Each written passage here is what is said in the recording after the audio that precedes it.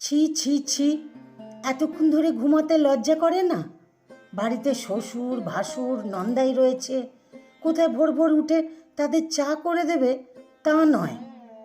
শরীরে এতটুকু লজ্জা বলতে নেই না? দেখো তো সামন্তদের বাড়িতে, ওদের বউও নতুন, কেমন ভোর ভোর উঠে ঘরের কাজকর্ম করছে। আসলে জানো তো, লজ্জাই নারীর ভূষণ, যেটা তোমার মধ্যে এক ফোঁটাও নেই। এই কথাগুলো বলেন এই মাইতি বাড়ির গিন্নি শঙ্করী দেবী, সদ্য বিবাহিতা ওনার ছোট ছেলের বউ পুষ্পিতাকে। পুষ্পিতার তমালের এই 2 মাস হলো বিয়ে হয়েছে। তমালের দাদা বিমলের এখনো বিয়ে হয়নি। উনি অবশ্য বিয়ে না করার পণ করেছেন, তাই শঙ্করী দেবী ছোট ছেলের বিয়ে দিয়ে দেন। পুষ্পিতা তমালের দেখাশোনা করেই বিয়ে হয়েছে। তমাল ওদের এই মফস্বলে এক সরকারি স্কুলের টিচার। পুষ্পিতা অবশ্য শহরের মেয়ে, তবে আগে ছোটোখাটো একটা চাকরি করলেও বিয়ের আগে চাকরি ছেড়ে দেয়। কথা আছে এখানে চাকরির চেষ্টা করবে। এই মাইতি বাড়িতে পুষ্পিতার শ্বশুর শাশুড়ি আর ওরা দুজন ছাড়াও আছেন ওর এক ভাসুর। এক ননদ রুমকি বিবাহিতা, কিন্তু এই 2 মাস ধরে পুষ্পিতা দেখছে সে এখানেই আছে। ওদের বিয়ের পর চলে গিয়েছিল, কিন্তু আবার বর আর 7 মাসের ছেলে বিট্টুকে নিয়ে এসেছে। ওর বর সুমন কয়েকদিন থেকেই চলে যায়, তবে মাঝে মধ্যে আসেন।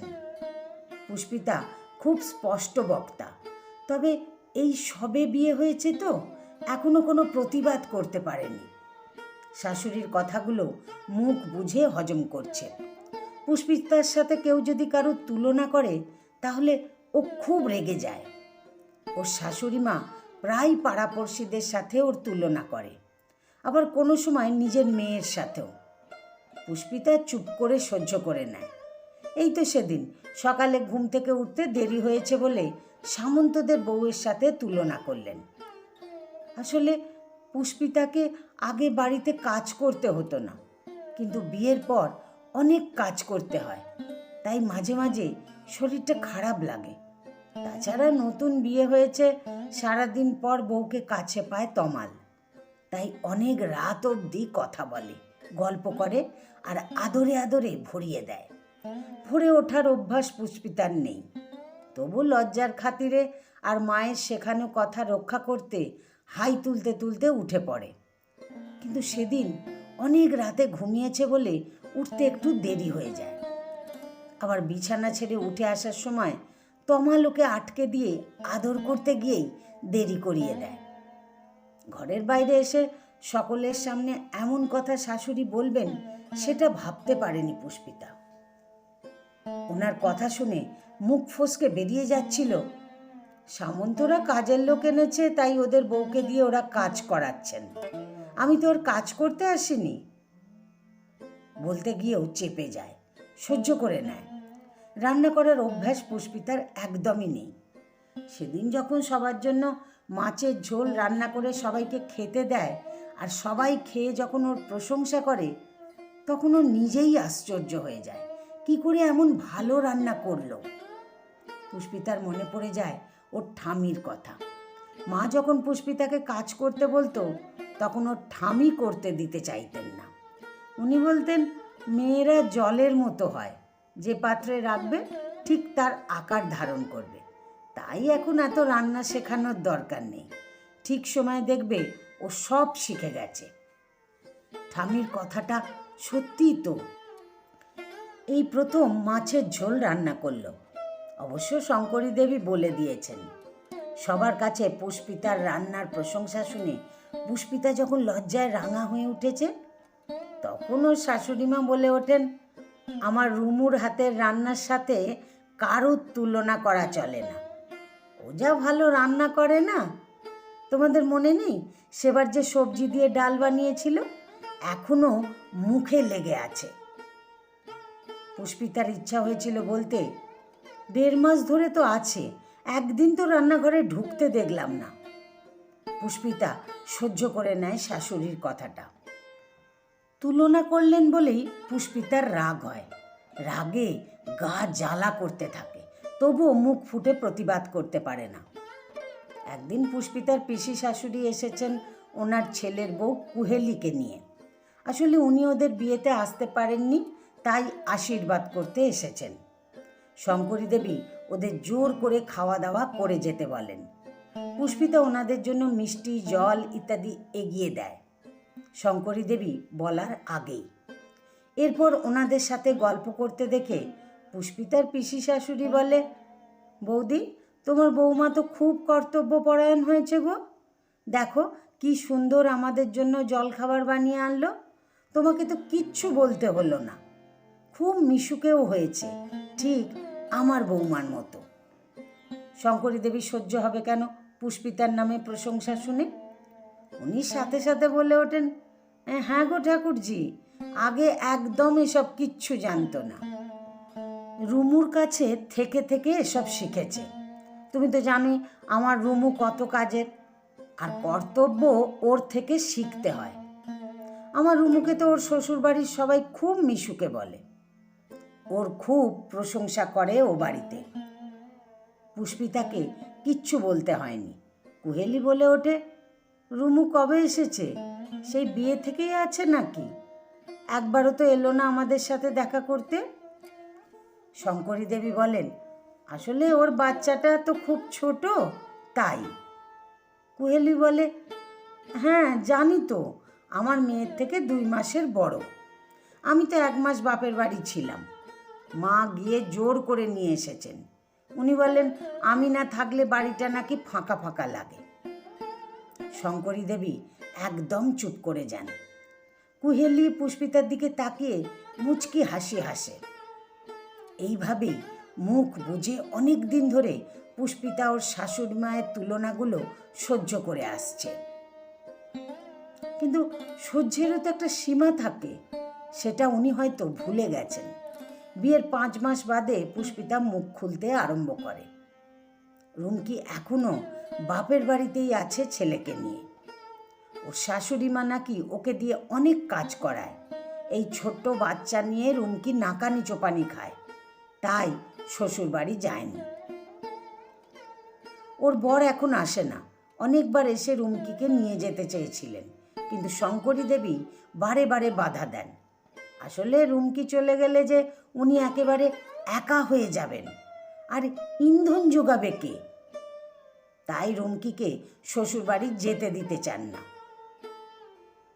এই নিয়ে রুমকির বর রাগ করে এখানে আসে না। এই নিয়ে পুষ্পিতার শ্বশুরের সাথেও শাশুড়ির আড়ালে আবডালে মন কষাকষি চলে। পুষ্পিতা সব লক্ষ্য করে, কিন্তু কিচ্ছু বলতে পারে না। একদিন পুষ্পিতা বাপের বাড়ি যাবে, তমাল ওকে দিয়ে আসবে। তমাল 2-4 দিন থেকে আসবে, আর পুষ্পিতা থাকবে বেশ কয়েকটা দিন। আসলে পুষ্পিতার একটা চাকরির পরীক্ষা আছে, সেটা দিতেই যাচ্ছে। একে তো পুষ্পিতাকে চাকরি করতে দেওয়ার ইচ্ছা নেই শঙ্করী দেবীর। চাকরি করতে গেলে ঘরের কাজ করবে কে? তার ওপর রুমু চাকরি করে না। পুষ্পিতা চাকরি করলে ওনার মেয়ের থেকে এগিয়ে যাবে যে পুষ্পিতা, সেটা উনি কিছুতেই সহ্য করতে পারবেন না। তাই উনি ওর যাওয়ার আগের দিন থেকে শরীর খারাপের অভিনয় করেন। তমাল এখন বুঝতে পারে মায়ের ব্যাপারটা। পুষ্পিতা তো বুঝেই গেছে ওকে যেতে দেবে না বলেই এমন শরীর খারাপের ভান করছেন ওর শাশুড়ি মা। পুষ্পিতা সেদিন ঠিকই করে রাখে এবার ওনাকে জব্দ করতে হবে। পুষ্পিতা ইচ্ছে করেই তমালকে ওর মায়ের সামনে বলে, ছেড়ে দাও, আমি আর পরীক্ষা দেব না। মায়ের এমন শরীর খারাপ দেখে কি করে বাপের বাড়ি যাই বলো তো? তুমি আর পরীক্ষার ফিস জমা দিও না। আমি মাকে জানিয়ে দিচ্ছি, এখন যাব না, পরে যাব। কথাগুলো বলেই তমালের দিকে তাকিয়ে চোখ টেপে। তমাল বলে, ঠিকই বলেছ, আমিও তাই করি, তুমি ও বাড়িতে জানিয়ে দিও।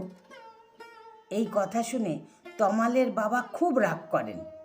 বলেন, এত বড় সুযোগটা হাতছাড়া করিস না ছোট কাকা, বৌমাকে পরীক্ষাটা দিতে দে।